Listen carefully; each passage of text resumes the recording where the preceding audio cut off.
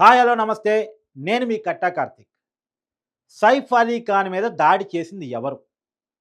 అసలు దాడి చేసిన వాళ్ళ ఉద్దేశం సైఫ్ అలీ ఖాన్ మీద దాడి చేయటమేనా? లేదు ఇంకేదన్నా ఉందా? సైఫ్ అలీ ఖాన్ పిల్లల టార్గెట్‌గా ఆ దొంగ వచ్చాడా? ఈ అనుమానాలన్నీ ఇప్పుడొస్తా ఉన్నాయి. ఆ సైఫ్ అలీ ఖాన్ ఇంట్లో ఉండేటువంటి సెక్యూరిటీయే ఆ దొంగని హైర్ చేసుకున్నారా? అతను దొంగ గాదా? సైఫ్ అలీ ఖాన్ ఇంట్లోనే పనిచేస్తూ సైఫ్ అలీ ఖాన్ మీద దాడి చేసిన వ్యక్తా? ఇయన్నీ అనుమానాలొస్తా ఉన్నాయి. సరే ఈ అనుమానాలకు సంబంధించి మాట్లాడుకునే ప్రయత్నం చేద్దాం.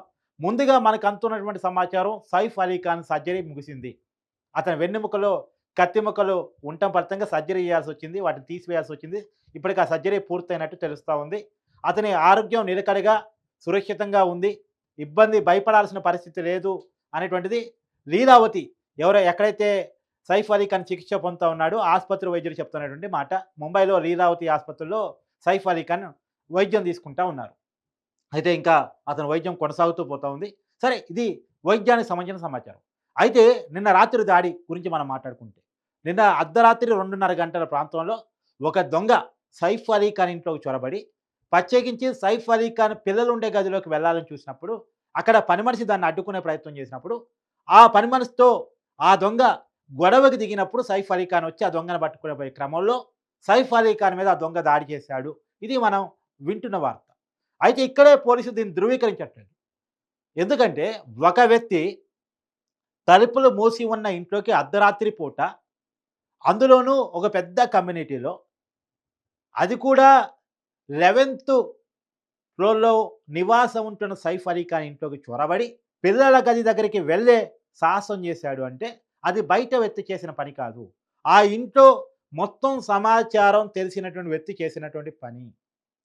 ఒకటి ఇక్కడ 2, 3 రకాల అంశాలు పోలీసులు కూడా అనుమానం వ్యక్తం చేస్తున్నారు.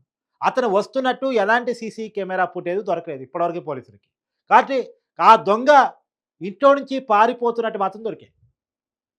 నిజానికి కత్తిపోట్టుతో సైఫ్ అలీ ఖాన్ మీద దాడి చేస్తున్నప్పుడు అక్కడున్న పని మనిషి కావచ్చు, సైఫ్ అలీ ఖాన్ కావచ్చు ఖచ్చితంగా బిగ్గరగా అరిసే ప్రయత్నం చేస్తారు. అరిసే క్రమంలో ఇంట్లో ఉన్నటువంటి ఇతర సెక్యూరిటీ గాని, ఇతర కుటుంబ సభ్యులు గాని ఖచ్చితంగా లేసొచ్చి ఆ దొంగను పట్టుకునే ప్రయత్నం చేస్తారు. కానీ ఆ దొంగ సేఫ్‌గా అక్కడి నుంచి పారిపోగలిగాడు. ఇది చాలా ఆశ్చర్యానికి గురి చేసే విషయం. ఖచ్చితంగా కింద సెక్యూరిటీని అలర్ట్ చేసినా, లేదు వెంటనే పోలీసులకి సమాచారం ఇచ్చినా, అప్పటికప్పుడే ఆ దొంగ దొరకడానికి అవకాశం ఉండేది. కానీ ఆ దొంగ క్షేమంగా పారిపోగలిగాడు. అంటే ఆ రోజు రాత్రి అంటే నిన్న రాత్రి సైఫ్ అలీ ఖాన్ ఇంట్లో ఏదో జరిగింది. పిల్లల టార్గెట్‌గా అతనొచ్చాడు. ఇప్పుడు అన్ని కోణాల్లో పోలీసులు ఎంక్వైరీ చేస్తున్నారు. సైఫ్ అలీ ఖాన్‌తో విభేదాలతో విడిపోయిన మొదటి భార్య అస్తం మీద కూడా ఎంక్వైరీ చేస్తున్నారు. మొదటి భార్య ఏమన్నా అక్కడ ఉన్నటువంటి సెక్యూరిటీతో తనకున్న పరిచయాలతో ఒక వ్యక్తిని ఇంట్లోకి పంపించి, ఆ వ్యక్తి ద్వారా పిల్లలని ఏదైనా చేయాలని చూసారా? పిల్లల్ని ఏదో చేయాలని చూసినప్పుడు అడ్డుకోవడానికి సైఫ్ అలీ ఖాన్ ప్రయత్నం చేసినప్పుడు, సైఫ్ అలీ ఖాన్ మీద దాడి జరిగిందా? ముందు పిల్లల్ని సేవ్ చేసే క్రమంలో ఆ దొంగ పారిపోతున్నా గాని, పట్టుకునే ప్రయత్నాన్ని సైఫ్ అలీ ఖాన్ చేయలేదా?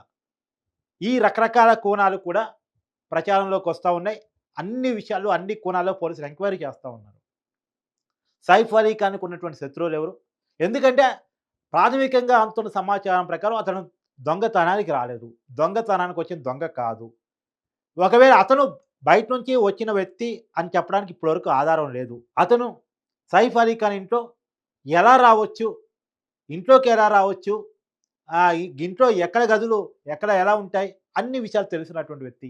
బయట వ్యక్తి అంత ఈజీగా సెక్యూరిటీ కళ్ళు గప్పి, ఆ కమ్యూనిటీలోకి దూరి 11థ్ ఫ్లోర్‌కొచ్చి, 11థ్ ఫ్లోర్‌లో అందులోనూ రాత్రి పూట తలుపులు మూసి ఉండగా ఆ ఇంట్లోకి చొరబడి, ఆ చొరబడి ఇంట్లోకి పిల్లలుండే గదిని ఎతుక్కుంటూ టార్గెట్ చేసి వెళ్ళాల్సినటువంటి పనేముంటది?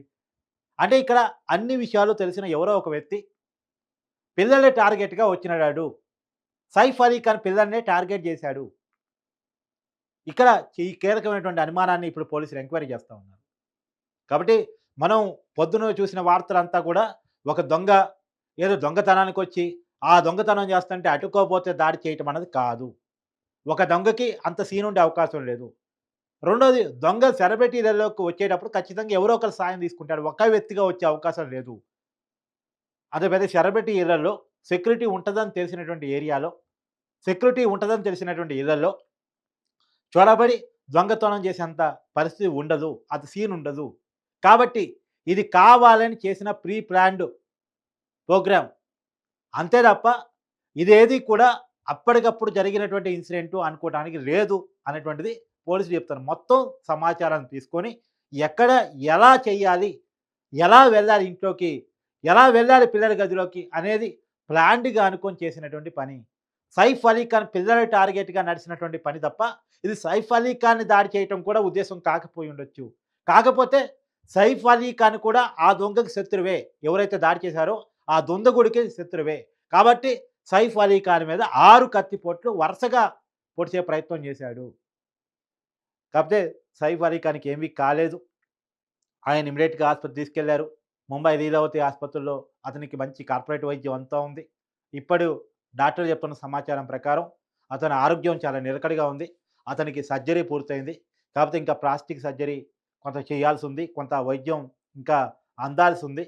కాబట్టి భయపడాల్సినటువంటి అవసరం లేదు. అతని ప్రాణాలకైతే ఇబ్బంది లేదు. ప్రాణాపాయం లేదు అనేది డాక్టర్లు ఇస్తున్నటువంటి హెల్త్ బులెటిన్ వల్ల తెలుస్తున్నటువంటి సమాచారం.